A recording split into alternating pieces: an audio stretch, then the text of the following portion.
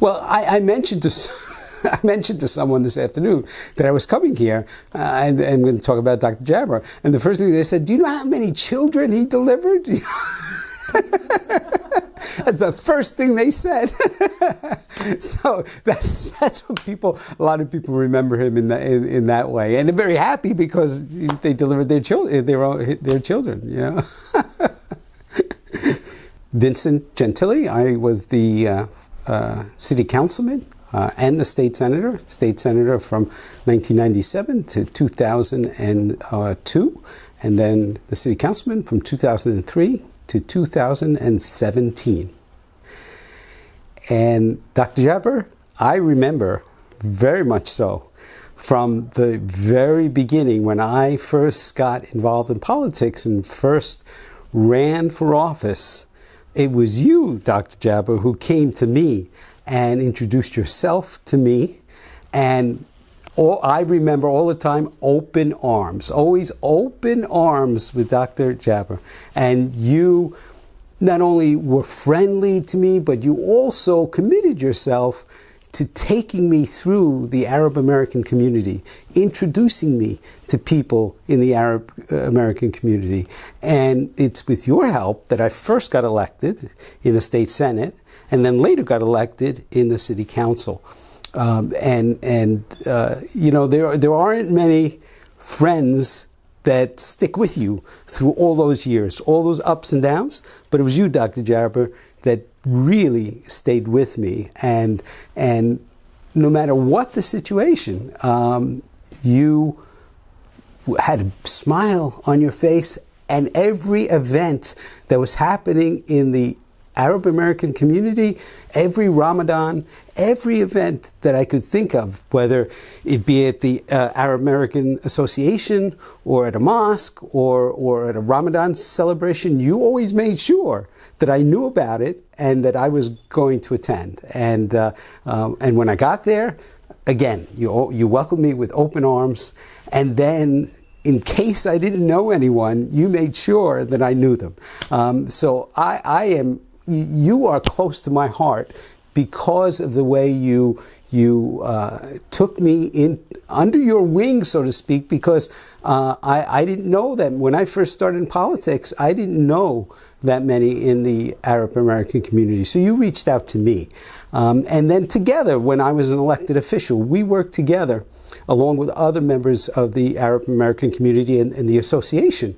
And when you had issues that you had to speak to me about, my door was open and you came and we discussed issues, serious substantive issues, like the issue of the unrestricted smoking of young children in hookah bars.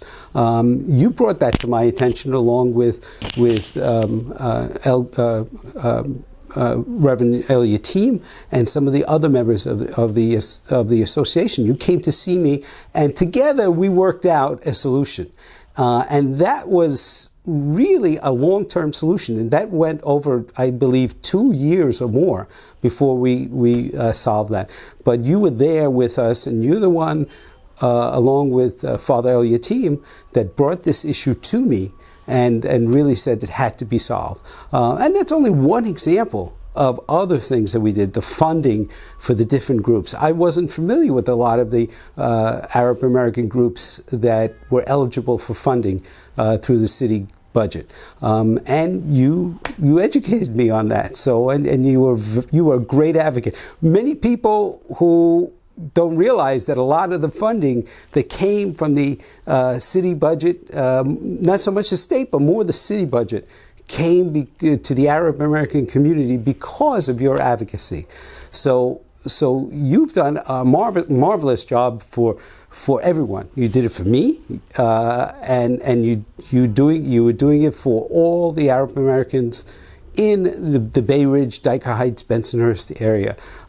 So you really have touched me. You've touched my heart because of the way you've just enveloped me. You really did. As soon as I got involved, you just enveloped me, and you brought me in, always with a smile, always with the determination.